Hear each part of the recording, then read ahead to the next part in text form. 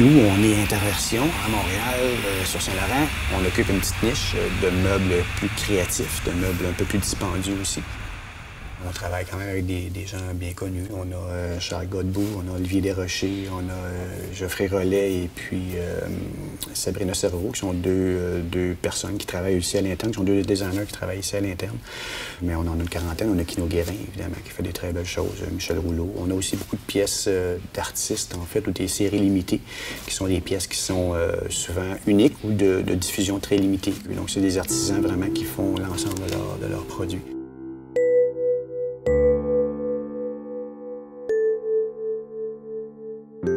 Un produit fabriqué ici, si on veut qu'il ait sa place sur le marché, bien, il faut que ce soit autre chose que simplement de la fabrication. Parce que ça, de la fabrication, pour de la fabrication, on ne peut pas compétitionner avec ce qui se fait à l'extérieur. Il faut qu'il y ait une valeur ajoutée de design, une valeur ajoutée innovation, pour qu'on puisse arriver à tirer notre épingle du jeu sur le marché américain.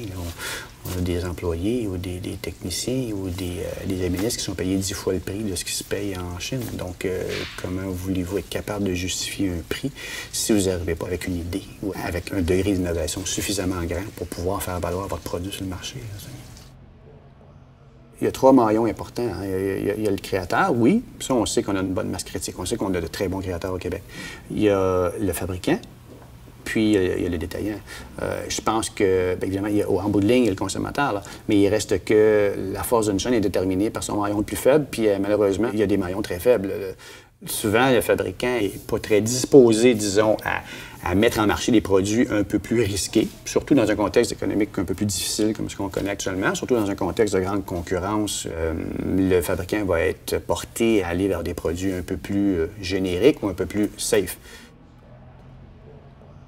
Après ça, il y a le détaillant qui a souvent la même réflexion. Il calcule son rendement pied carré, tant de volume, tant de sofas qu'il va vendre dans cet espace-là par année. Donc, lui aussi, il va jouer souvent un peu plus sûr. Puis au bout de la ligne, bien, le consommateur qui souvent n'est pas sensibilisé à tout ça, je vous dirais que je pense qu'il faudrait peut-être travailler à l'autre bout de la ligne. Il faut sensibiliser tout d'abord les clients qui, eux, vont faire la demande, la stratégie de pool qu'on appelait là, en marketing. Il n'y a pas de recette miracle. Hein. Le détaillant, lui, il veut vendre des produits. Puis si le client n'en demande pas de ce type de produit-là, bien, il n'en vendra pas, il va changer pour un autre produit.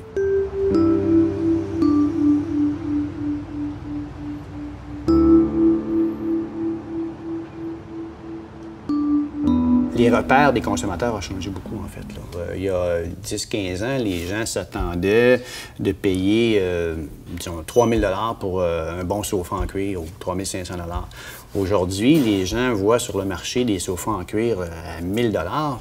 Et puis, pour eux, c'est la norme. Un sofa en cuir, ils s'imaginent que maintenant, ça vaut 1 000 $. Alors que c'est impossible de fabriquer un sofa de qualité à 1 000 $. Donc maintenant, il faut aussi faire la formation. Il faut expliquer aux gens qu'est-ce qu'un meuble bien fabriqué. Il faut promouvoir un produit qui est bien conçu, qui va durer longtemps, qui va être durable. Parce qu'il faut se souvenir qu'à l'époque, le meuble, c'était un bien durable et ça doit le rester. C'est évident que le produit meuble devient tranquillement un produit de consommation. Il faut aussi faire valoir des bénéfices environnementaux à acheter un produit local.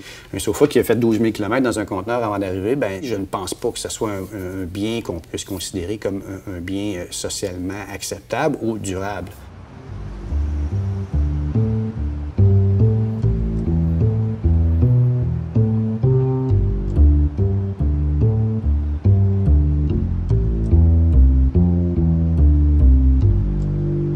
En termes de design, je pense qu'au Québec, par rapport à l'Amérique du Nord, on a une bonne longueur d'avance. On est très créatif. C'est sûr, quand on se compare dans le monde, il y a d'autres pays qui fabriquent de très belles choses. L'Espagne, l'Italie, bon, évidemment, les pays nordiques, la Scandinavie, tout ça. Je ne sais pas si c'est nos longs hivers qui nous obligent à arriver avec des meubles, des designs qui sont un peu plus sensuels, un peu plus chaleureux. Mais actuellement, le grand courant de lignes plus rigides, de lignes plus droites, de produits plus minimalistes, on le vit comme tout le monde, mais on l'interprète un peu à notre façon aussi, avec des matériaux qui sont souvent un peu plus chauds, avec souvent un petit twist, une petite courbe qui va rendre le produit un peu plus chaleureux. Notre identité conceptuelle, le résultat de tout ça va provenir des produits qui vont être commercialisés. Des ébauches dans des calepins, sur la scène internationale, ça pèse pas lourd.